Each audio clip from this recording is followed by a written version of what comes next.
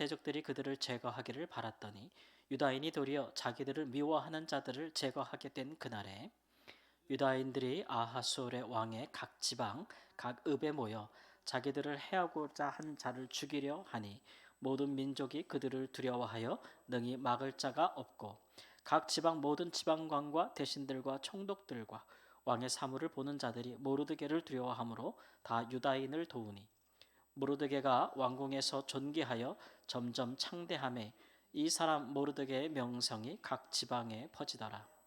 유다인이 칼로 그 모든 대적들을 쳐서 도륙하고 진멸하고 자기를 미워하는 자에게 마음대로 행하고 유다인이 또 도성 수산에서 500명을 죽이고 진멸하고 또 바산다다와 달본과 아스바다와 보라다와 아달리아와 아리다다와 바마스다와 아리세와 아리데와 외사다 곧 함무다다의 손자여 유다인의 대적 하만의 10아들을 죽였으나 그들의 재산에는 손을 대지 아니하였더라. 아멘. 지금 온 페르시아에는 두 가지의 왕의 조서가 그렇게 공포가 되었습니다. 하나는 한날에 모든 유다인들을 남녀노소 가릴 것 없이 다 죽이고 그들의 재산을 도륙하라, 갈취하라, 몰수하라라는 조서가 하나요. 그 다음에 나중에 또 반포된 조서는 그러나 유다인들은 이런 일에 대하여 스스로를 방어할 수 있고 또 자기를 공격한 자들을 향하여 대응할 수 있다. 라는 조서가 같이 발표된 것이죠. 이런 모순적인 조서가 두 개가 발표된 것은 페르시아법 자체에서 왕이 한번 반포한 조서는 다시 철회할 수 없다는 원칙 때문에 법 때문에 이렇게 서로 상충되는 두 가지 조서가 이제 반포되게 된 것입니다. 그리고 이 일이 어떻게 이루어지겠는가? 그러면 이제 그날이 됐을 때 유다인들을 죽이려고 하는 세력들과 그 다음에 유다인들이 또 자기를 보호하고 자기를 죽이려는 자들과 또 싸우는 권리를 얻지 않았습니까? 그러면 이거는 일종의 내전 상태가 될 수밖에 없는 상황이잖아요. 그래가지고 어떻게 이런 일들이 있을 수 있는가 살펴볼 수 있지만 사실은 어, 이미 모르드게가 왕 다음가는 신하에 올랐기 때문에 그가 그를 두려워해서 유다의 대적들이 함부로 나서는 자들이 이제 많이 위축됐을 것이고 하만이 위했을 때보다 유다인들을 공개적으로 저격하고 공격하기 쉽지 않았을 것이다라는 것이 오늘 말씀이고 각 관리들과 관료들이 각 지방에 있는 모든 관료들이 오히려 누구를 도왔다고 말합니까? 유다인들을 도왔다라고 이제 말씀하고 있습니다. 그러면 유다인들은 어떻게 대응했는가? 어떻게 자기를 보호했는가 보면은 어, 일단 페르시아의 수도 수산성에서 유다인들이 그날에 적극적으로 정당방위를 하면서 죽인 적들의 수가 500명 되었다라고 이야기를 했어요. 엄청나게 많은 거죠, 그렇죠? 그런데 유다인들이 이렇게 그러면 자기를 공격하지도 않는 자들을 이렇게 죽였는가 우리가 보면 그런 것 같지는 않고 앞에 조서에도 반포됐듯이 유다인을 공격하는 자들을 향하여 정당방위를 행사할 수 있다고 했습니다. 그러니까 지금 이거는 죽고 아니면 죽이는 그런 부분이 있는 것이죠. 근데 만일 첫 번째 반포된 조서대로 이루어졌다면 도선 수상에 있는 유다인들이 500명밖에 안 됐을까요? 훨씬 더 많은 정말 수만 명의 유다인들이 남녀노소 가릴 것 없이 다 죽었을 것이고 재산을 몰수당했을 것입니다. 그러나 유다인들은 그 수산성에서만 도성에서만 500명을 죽였는데 우리가 볼 때 이것은 하만과 그의 세력들이 유다인들에게 하려고 했던 것보다는 훨씬 소극적인 것으로 이해될 수가 있어요. 그 부분은 첫 번째는 그들이 하려고 했던 것처럼 남녀노소를 가르지 않고 이렇게 싸워서 죽인 것이 아니다라는 것을 알 수가 있습니다. 하만도 보면은 그의 10아들 장성한 아들을 향하여만 그들을 죽이잖아요. 그러니까 흔히 이제 구약적인 그 표현에 의하면 20세 이상 전쟁에 나갈 만한 성인 남자들을 향하여 이렇게 행한 것이라고 볼 수가 있고 여성이라든지 노약자라든지 아이들을 진멸한 것이 아니다라는 것들을 우리가 볼 수가 있고 또 하나는 유다인들은 그들의 재산을 절대 손도 대지 않았습니다. 그러니까 순전히 재산을 손대지 않았다라는 얘기는 진멸에 가깝지는 않죠. 그러니까 자기 정당 방어를 위해서 자기를 죽이려고 하는 자들에게 되갚아 준 것이지 실제적으로 그러나 그들의 재산을 갈취하지는 않았다라는 것들이 이전에 반포됐던 조서의 내용과는 좀 상이하다라는 것들을 우리가 알 수가 있습니다. 또 유다인들은 왜 그들의 대적보다 이렇게 소극적으로 대응했는가, 이런 것들도 우리가 우리 지금의 시각에서가 아니고 당시의 그 세계의 시각에서 우리가 한번 살펴볼 수가 있겠죠. 무엇보다도 유다인들은 일단은 법을 지키려고 하는 것이 있었죠.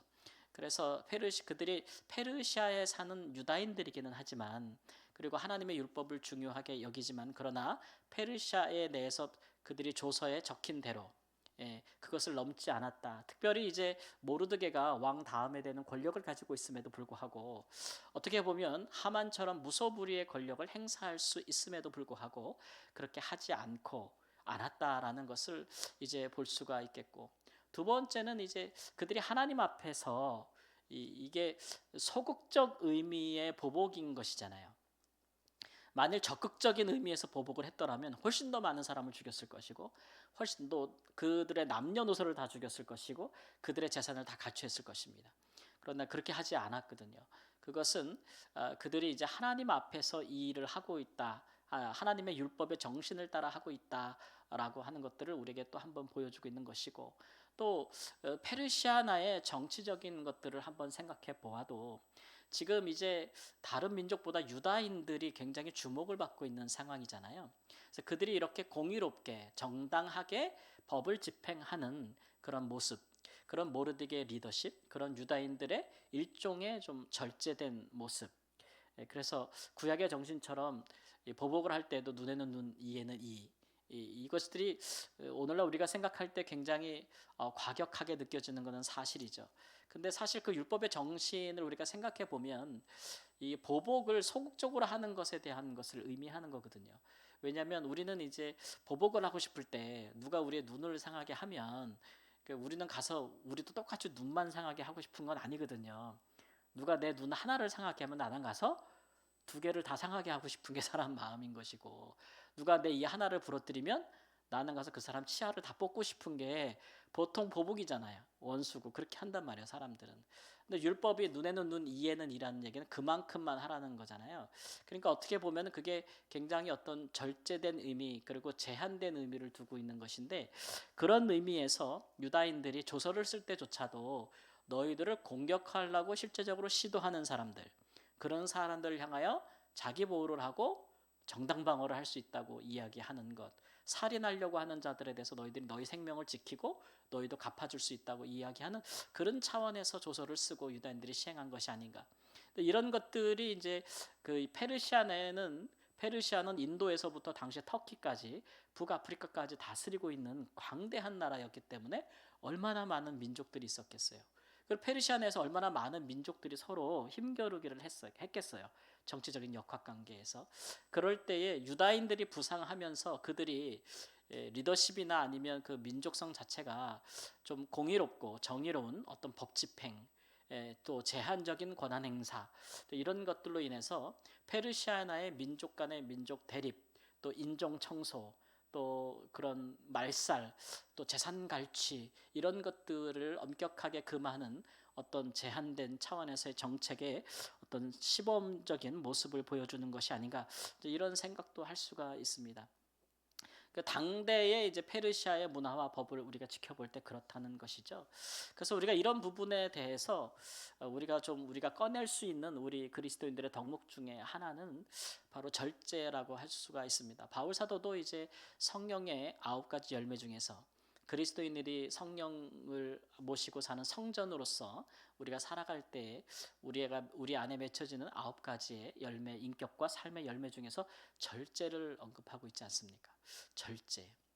그런 것들은 뭐든지 내가 마음대로 하고 싶은 대로 하지는 않는다는 것을 의미하고 있는 것이죠.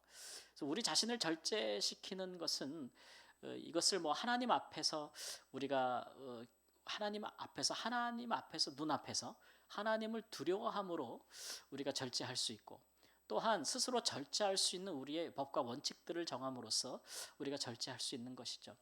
이 절제라는 것들을 우리가 순순히 어떤 이런 법이라든가 제한적인 요소가 없이, 혹은 하나님 앞에서 두려워함이 없이 우리 스스로 우리 인격적인 자질에 의해서 절제할 수 있다는 것은 굉장히 어려운 일입니다. 굉장히 어려운 일들이죠. 그러니까 절제가 없으면 쉽게 우리가 선을 넘어가지요. 사실 하나님은 처음 창조하실 때부터, 세상을 창조하시고 사람을 만드실 때부터 우리가 이제 절제된 자로, 절제를 덕목을 요구하는 자로 우리를 창조하셨습니다. 그것은 하나님께서 처음부터, 우리 인간이 죄짓기 전부터 하지 말라는 것을 두신 것으로 우리에게 이렇게 알려지잖아요. 하나님은 우리가 범죄하기 전부터 아담이, 하나님께서 에덴에서 하라 하신 것도 있지만, 모든 것을 많이 하라고 하셨지만 그러나 하지 말라 한 것이 있어요.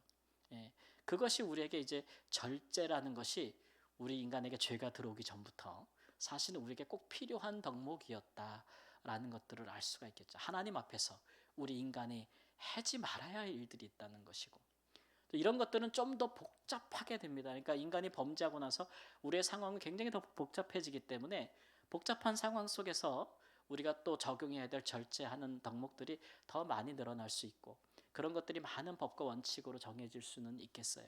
그러나 근본적으로 성령이, 그런 것들이 없다 할지라도 우리 안에 계신 성령이 우리에게 늘 절제하라고 또 말씀하신다는 것, 그런 것들을 우리가 좀 생각해 볼 때, 우리가 뭐든지 우리를 향하여 악을 행하는 악한 자들뿐만 아니라 때로는 우리가 미워할 수밖에 없는 사람, 또는 심지어 이 절제라는 것은, 또는 우리가 선을 행할 때도 절제는 필요합니다.